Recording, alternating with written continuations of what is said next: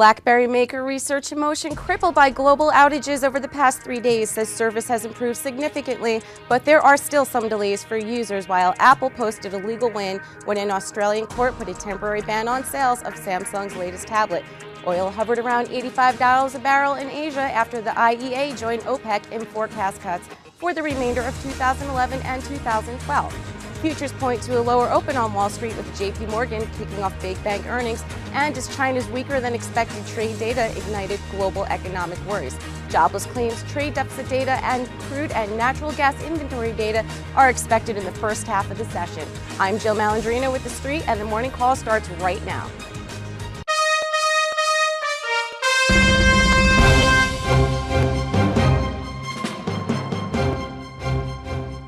Good morning, I'm Scott Redler, Chief Strategic Officer with T3Live.com. And I'm Jill Malandrino with the Street's Options Profits, and together we bring you the morning call. S&P failed to hit that 1220 level yesterday, but we've had some pretty strong sessions over the past several days, so are we taking a rest right now? I think a rest right now is good. I think everyone on Wall Street could use a rest because the last 7-8 days they've been so fast, so furious, putting everyone on edge because some people definitely missed this move, some people are short this move, and some people who were long had to figure out where to sell and take some profits. So into 1220, where you have a key resistance after such a big move, a pause is healthy. Right, because the opens and the closes have been so extreme. The price swings, I've never seen anything like this after 15 years of trading. Well, it all changes and it always changes, but the rules always say constant. So if you take a quick look at the chart, let me show you what we're watching here. This obviously was that reversal day. I like to talk about it because patterns repeat themselves. I want to make sure you know what this looks like so next time you don't miss it. This was at 1100. Quick move back to 1170. Tiny, tiny, tiny little pause. And then we continued into yesterday's resistance at around 1220. So now the question is, where do we retrace to? So what I like to do is at some points take my key Fibonacci levels and look at this feature, pretty cool, and show you where retracement levels are. So if you take a look here from the low of that move Tuesday to yesterday's high, the retracement levels are as follows. A 0.25 retracement is 1184, which coordinates to this recent low, which would mean if we come into here and hold here, that's very, very strong. So if we go from here to here and go, shorts probably will be trapped and people probably won't be able to get in as fast.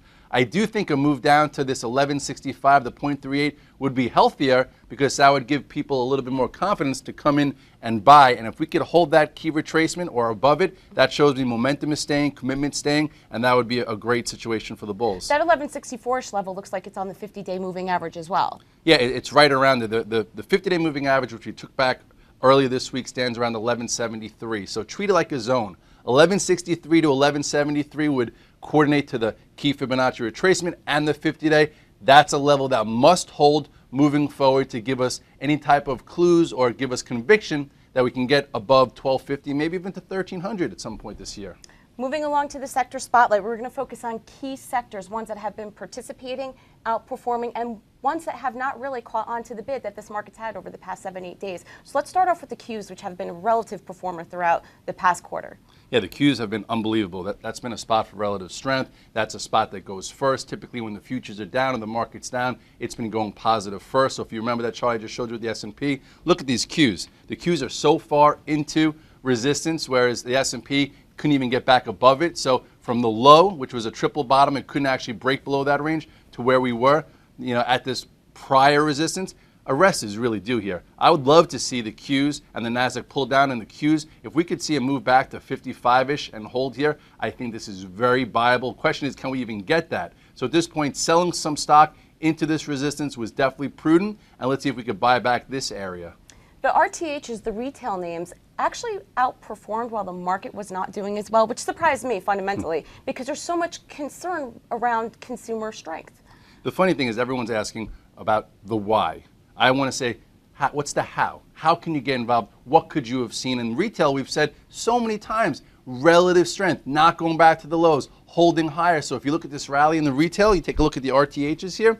Look at the low here. It didn't even make it back down to these lows here. So that showed you unbelievable relative strength. So what did it do? It actually pushed through prior resistance and it's near these old highs. Yesterday you did see a slight reversal. So sometimes this indicates a rest and a great spot to take some off. But I would say around 104 to 106, if you could even get that, a great spot to look at key stocks. And you saw, we spoke about Walmart. Walmart has been an unbelievable mover. I want to show you the chart. We talked about this downtrend being broken right here. This was your entry. Look at this also, held higher versus the lows, relative strength, big time move. You saw new highs in Raw stores, Deck, Under Armour's acting well. Lululemon, we always talk about, even Macy's. So, there's been a lot of strength in retail, even though it's against the fundamental wisdom. Just look at the action, and sometimes, it makes it easier to figure out. The oil sector, OIH, that bounced off some significant lows, but it failed to hit a key resistance level yesterday at 120. So is it time to get short here? Well, yesterday, I sold a lot of, or just say the last day or so, I sold some of my longs because I'm an active trader, and I did get some shorts on. And OAH's was one of the groups alongside the AGs, just for a cute short. Not saying the move's over, but from the lows to where they were into resistance, it was a good spot to sell some longs, get short. If you look here at the OAH's, you'll see what I'm talking about. This was that red dog reversal, nice move from the lows, but right into resistance. And this group is not showing relative strength. Look where this is versus resistance and bigger resistance, and you just saw the Qs and the RTHs, a whole different story. So I'm short a little bit here, a little bit of a reversal bar. I'd like to see it move down to maybe 113, 114. I'll cover and then maybe look long. The XLF closed above the 50-day moving average yesterday, and we have JP Morgan out this morning. I think they're about down 50 cents in the pre-market last time we took a look. We have a slew of earnings with the big banks this week. Yeah, well, XLF, this has been holding us back for years. And finally, it started acting a bit better. The last few days, some stocks even broke mini downtrends. So today, if JP Morgan's only down 50 cents or so, I think that's healthy. If you look at here at JP Morgan, I actually sold mine yesterday because I don't like to take stocks into earnings, sometimes just intraday calls. This was the reversal down at 28, broke this small little downtrend, came off the moving average. So I'd say as long as JP Morgan could hold above this 31.40, I think it's very healthy, and maybe it can go again. I think the earnings were fine. XLF, if you want to take a look at that, just the ETF, it popped above key resistance, okay, and I'd like to see the XLF now hold this 1225 area, and if it could do so, it'll help the market. And wrapping it up with the industrial names, the XLI, that's been holding up relatively well, which is a good thing for the market because we look to the industrials, the transports, the larger spaces in the economy to show us strength within the market overall. XLI, it's so funny, this group has changed its composure so many times. It went from a laggard and a leading indicator that we were going to go lower to more in line, and then it had a really nice bounce. So if you look here at the XLI, it looks similar to the S&P.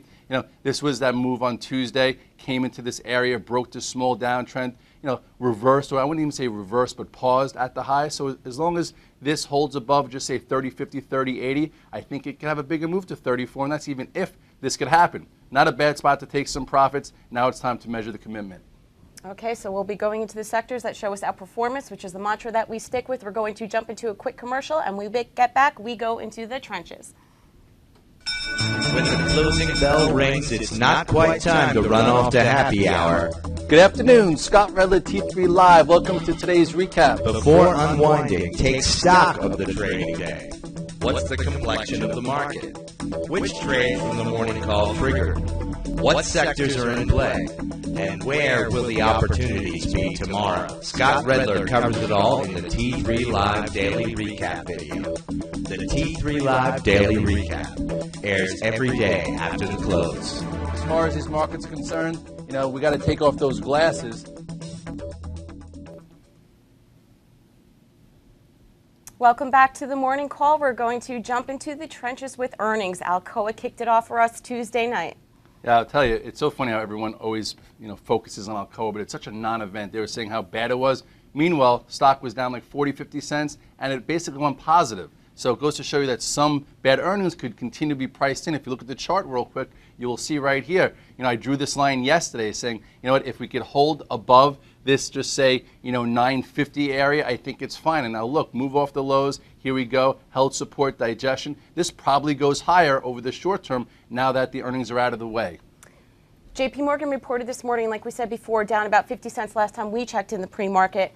Banks overall, revenue is going to be a concern, liquidity is going to be a concern, but they could also push things off into the next quarter, where I feel like all the bad news is coming out now, and we might have something to look forward to in the next future quarters as we hopefully start to correct. Yeah, well, everyone's been lowering the numbers and lowering it, and we just had a nice move in the banks into these earnings. So if we're off a little bit, if JP Morgan's down 50 cents, even on inline or what could have been a little bit better earnings, that's fine. Take a quick look at JP Morgan here. It's acting fine. You know, the stock had a big move off at 28, broke this recent downtrend. You never want to pay up for these banks because it's always frustrating. So if it trades back down into this area, just like Alcoa, just say around 31.50, that's your entry in JP Morgan. And I do think now that the earnings are out of the way with this stock, you could buy it and sit with it a little bit longer than recently where you only get it for a few days. Moving along to Google, we had this as our options profits play last Thursday, which worked out fantastic for us. I think it moved up 30 points since then. Yeah, maybe even like 40 or 50 points. And now we're reporting after the close today, so what are we looking at? Well, there's a lot of different ways to trade Google. Obviously, it's going to have a huge psychological effect on the tech sector. It's very dangerous trading these type of stocks into earnings and after earnings. A lot of active guys like myself will wait for the report to happen. If it's a good report, we trade it after hours for you. It's a bit tough if you're a long-term holder in Google and you've been there. It's been in this 2-year range now from 450 to 650. Stay in it. If you're looking to just take a shot into earnings, I wouldn't do it with stock if you're not committed. Do it with some calls so you know the premium paid. If you take a quick look at Google, you'll see the chart here. Stock, this is, I think, when we talked about it on options profits, it was right around this what is this? This is even like 515, so it's had to move almost up to 560. That's nice into resistance. Today I'd let it trade down a little bit. Maybe sometimes Google trades down into the report. And if you want to take a little bit of a stab, which I don't like people to do in the market, but if you want to take some options that expire on Friday, the 560s or the 580s, look what happened the last time into earnings. I think we took options into earnings last time and got really rewarded. I'm not sure if it's going to happen again, but if you have to do that, this is not a bad play to do it with. Let's round it out with Apple. Again, last Thursday, after Steve Jobs' passing, people were kind of unsure what to do. And like we said, when he made his announcement, August 24th, that he was resigning, cooler heads will prevail. The uncertainty is out of the stock. Look at what that name has done since last Thursday. Yeah, it's sometimes, as long as you don't get emotional, you can embrace volatility, and both those down opens were very viable for investors and traders because they went positive both days. And the better trade actually was also when we broke above the 50-day again at 385. We were as high as 407 yesterday. So if you look at this chart on Apple, acts really well, maintaining its leadership role. This was the lower pivot. Here is where you could have rebought it back when you had a nice pivot entry, which was right around this, this was 383, 385. And then yesterday, actually, I made a little bit of cute money shorted into resistance, big distance. So I'm flat Apple right now, and I want to buy this stock back. I'd love to see, a move back down to this, this area. And to me, that would be a really good entry if we could even get that. And then, we'll talk about it a little bit more because earnings are next week and we have a lot of time between now and then. Right. I know it's tough for you to actually not be long Apple. So when you said you got flat yesterday, I'm like, oh, I feel like I stole something yesterday. I shorted it, but you know what? It was a key type of strategy. Futures made new highs, indices made new highs. Apple did not. That showed me a little relative weakness. So we shorted like 407s, covered into the 402. Nice little cash flow trade. I felt like I stole something. So we're looking at the relative outperformers with the earnings season really kicking off. Let's move into quick hits for some quick cash. I want to kick it off with Wynn.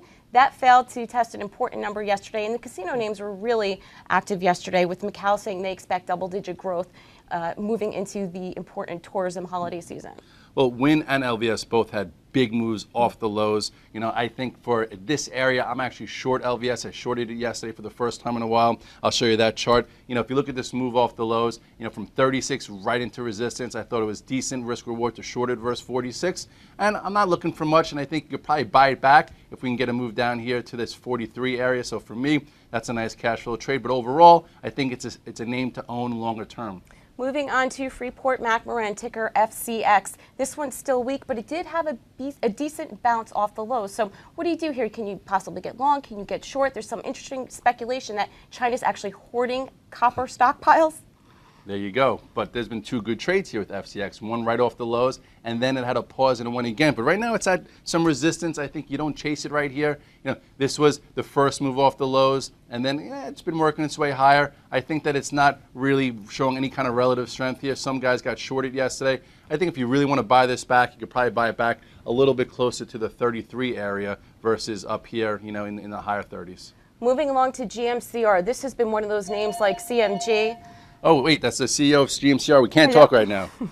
I'm sorry, I'll get back to the chart instead. Moving back to Green Mountain Coffee. It's been a leader. It's been one of those glamour stock names. It's one of those sexy names that everyone has wanted to be involved with, but it's lost a little bit of that relative strength.